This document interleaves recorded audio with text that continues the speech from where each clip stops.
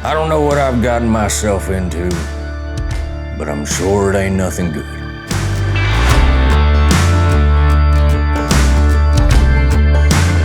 Maybe you clicked on this video because you're a gamer, or maybe you clicked on this video because you're a woodworker or a maker of things. I have no idea why you clicked on this video, but I'm glad you're here, and hopefully there's something here for both groups. What are we doing, Dutch? So, in typical YouTuber fashion, be sure to subscribe, ring the bell for notifications so that you don't miss those future videos. I'm getting better at that. All right, clear as mud, let's move ahead.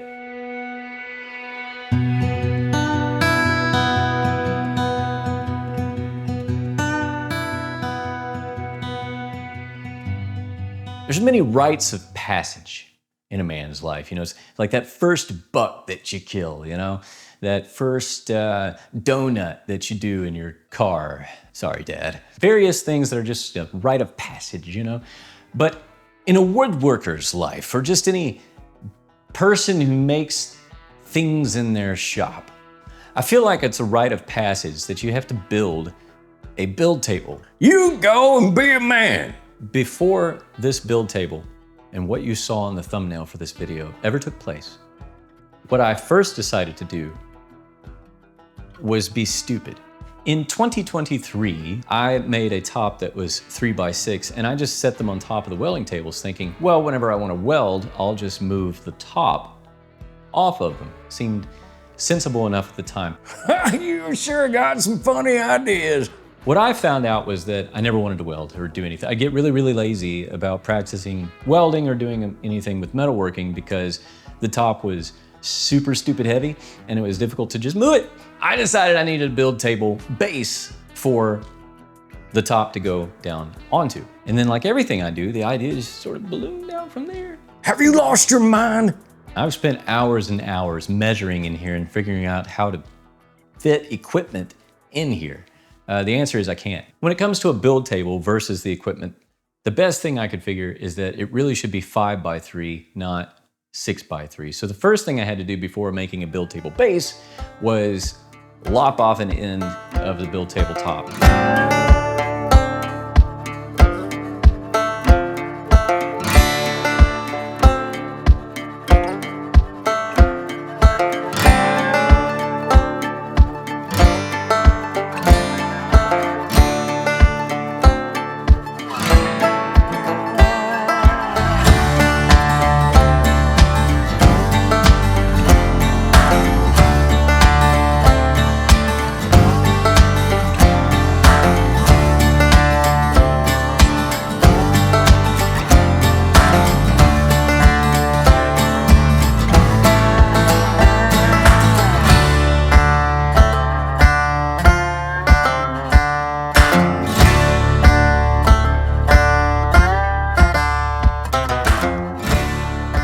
Having to do that hurt me on the inside, but I got it done.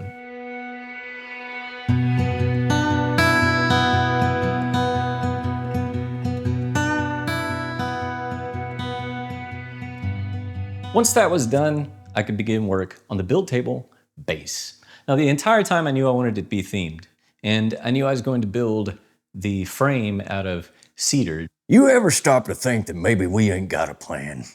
So I went and got some 4x4 and 2x4 cedar stuff. All that's the more boring stuff, but here, watch the framing part.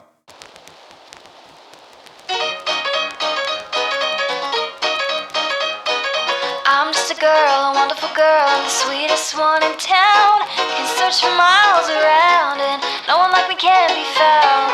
I've got a smile, a wonderful smile, in a certain little way.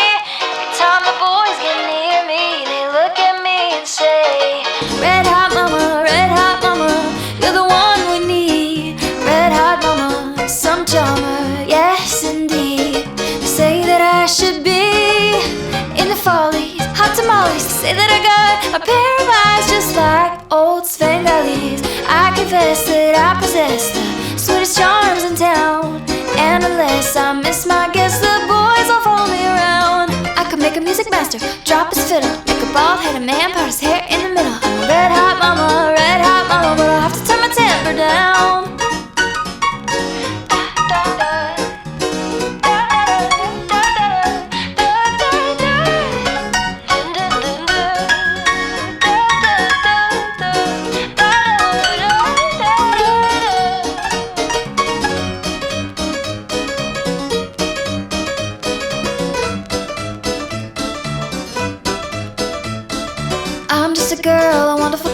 I'm the sweetest one in town. You can search for miles around, and no one like me can be found.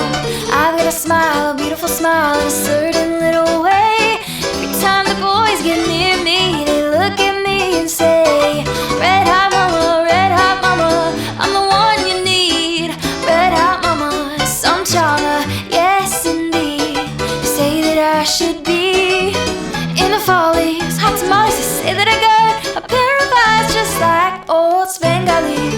I confess that I possess the sweetest charms in town, and unless I miss my gifts, the boys will follow me around. I could make a Texas farmer forget his hay, make the devil throw his fork away. A red hot mama, but I'll have to turn my temper down.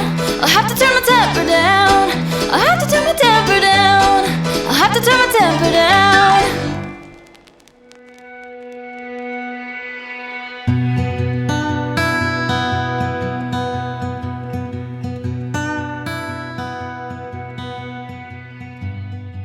And so as I was building it, I the whole time was thinking, what's this theme going to be? How am I gonna do this? I figured it would just hit me eventually, and hit me it did. As it continued to pull together and develop, I realized, you know what, it looks kind of Western.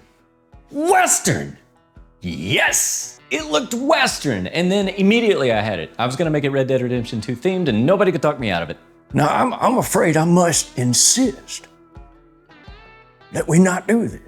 Now, I wasn't a gamer for like 20 years until my wife bought me a PS5. It was very exciting re-entering gaming again. The first game that she got me was Way of the Hunter, and we bought the system bundle that had God of War Ragnarok in it. But then Jordan Gieske, who knows me very well, said, buddy, you gotta play Red Dead Redemption 2. It's so you. Oh boy, did he know me well. He was totally right. Ended up being my favorite game of all time. It's just, I don't like the game. The game is fantastic. It's just fantastic. I know. All right, now, hold your horses, cousin. I know what some of you are thinking. Looking for clues, solving puzzles, and improving your dexterity and reaction speeds is nowhere near as sophisticated as sitting down with a beer and a jersey and watching your favorite sports team. Your perception of gaming is that gamers are just a bunch of immature young men living in their mother's basements. Okay, fine, you win. You know, your hobby is the true intellectual hobby. I'm not here to argue the point. However, when it comes to the stereotype of gamers just being nothing more than a bunch of people living in their mom's basements as they play games and that's all they ever do with their lives rather than just, you know, a hobby that they enjoy while you enjoy your hobby, please allow this Atari to AI millennial to offer a few challenges to your preconceived notions. Meet Matthew Sandusky, husband, father to 8 children, chicken farmer, and entrepreneur. If you need someone to watch your back in Helldivers 2, this is the guy. I mean, you'll still die, but you won't die alone, so that's something. Meet Jordan Gieske, husband, father to 2 children, band director, 3D print farmer, and owner of Gieske Woodworks. If you have RPG questions, he's got get good answers. And if you want him to play taps at your horse's funeral, he's happy to do that too. He even made me a little plaque to commemorate all the horses I've killed in Red Dead 2. You all right, boy? Meet Benjamin King, husband, father to 3 children, foster parent to 3 more, and he houses his mother-in-law and brother-in-law. Seriously, the dude's he's a real-life Full House episode. He has a master's degree in chemistry, and you better believe that when he's not in a lab, he's so thoroughly checking off every open-world task that even Ubisoft can't exhaust him. And then there's me, Paige Lynch, husband, cinematographer, maker of things. I've got gadgets and gizmos aplenty, and if you need somebody to race a car, fly a plane, or provide sniper cover, I'm your gamer. Just don't expect me to avoid friendly fire because I'm incapable. And I'll definitely take your stuff. Paige, you better get out of his way when he's trying to blow something up. It's a struggle for him to keep up with the big boys. We tried to kick him out several times, but he's like a stray dog. He just keeps coming back. I don't know what to do.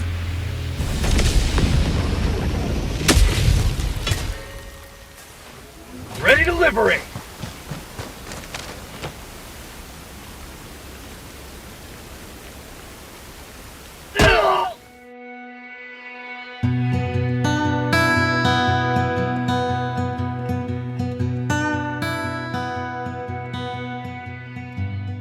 No doubt about it, Red Dead Redemption 2 is a game that makes grown men cry. One of the ways that I've described it to people who aren't gamers and don't know anything about it is to say that all the cinematic sequences put together and everything, if Red Dead Redemption 2 were a movie, it would be my favorite Western. You play as Arthur Morgan, and Arthur Morgan begins the game absolutely as a bad guy. He's a bad dude.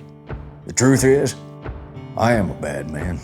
You begin the game on the run with the Dutch Vanderling gang, but he's not just any member of the gang. No, Arthur is basically Dutch's right-hand man, his muscle, his brute. But one thing I wanted to mention here, look, there are spoilers ahead, serious spoilers ahead, and if you're upset about that, I don't, this is the warning. The game was released in 2018. I can't do anything else for you. I can't do anything else for you. You're gonna have to take personal responsibility for that. It's up to you. And a one-story mission that you go on. And you have to go on it. If you've played the game, you know what mission I'm talking about, and it forces you to do it. There's no way to not do it. So it's just the way it is. On that mission, being your typical brute self on Dutch's behalf, you have to beat up this guy to try and extract money from him.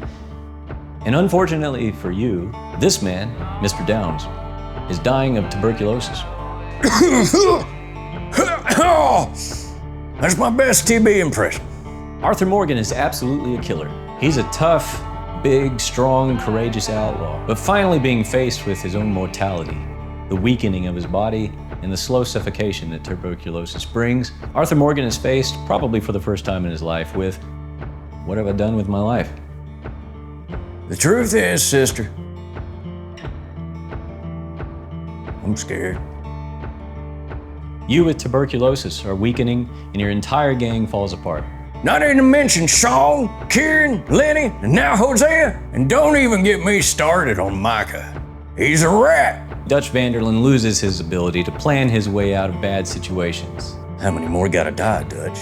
And in one final act of either good or selfish behavior, whichever path you choose, you die.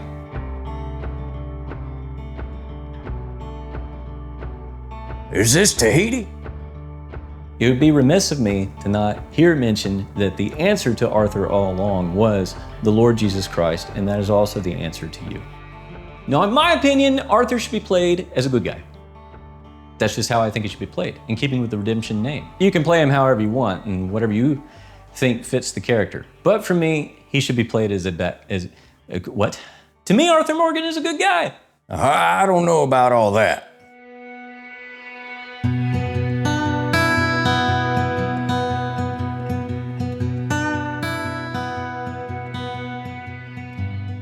Once I knew the theme of Red Dead Redemption 2, that allowed me to start designing the different sides of the build table and how I wanted them to be. I know you always got a plan. First up was the drawer faces. Have you ever seen on the handle of a gun, there's this diamond pattern, usually called a knurled pattern? That, challenge of trying to figure out how to make that pattern led me to think, well, why don't I just make the drawer faces weapons themed? I chose the cattleman's revolver that you begin the game with. I chose the volcanic pistol because that's my weapon of choice. I like to wield dual volcanic pistols when I play the game. For the other two, the Lancaster repeater and the rolling block rifle, which I like to make gold. And not just the weapons themselves, as they can be used for good or for evil, just as Arthur can be played as good or evil, but also a phraseology that represents the two worlds. And what better way to represent that choice, that clash of worlds, than with the iconic song from the game, Crash of Worlds. And that's what's on the bottom two drawers. May I stand unshaken amidst a crash of worlds, representing those two paths Arthur Morgan faces and that all of us face as you play the game. I've had my heart broken in two, but something's different next to you. It's like my soul is set on fire, but oh, I'm starting to feel tired. 'Cause I can run, but I can't hide the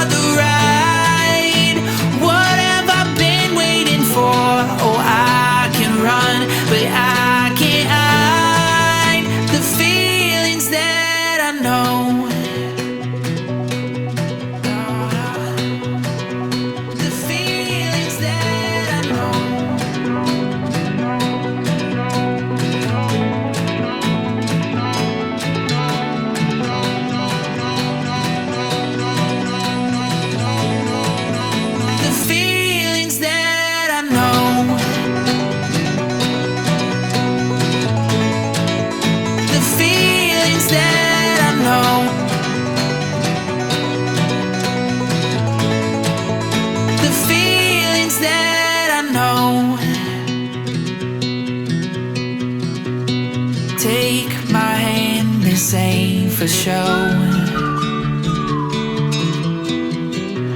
I can't keep on this road alone. And all this time I thought I knew, but all this time away it's been you.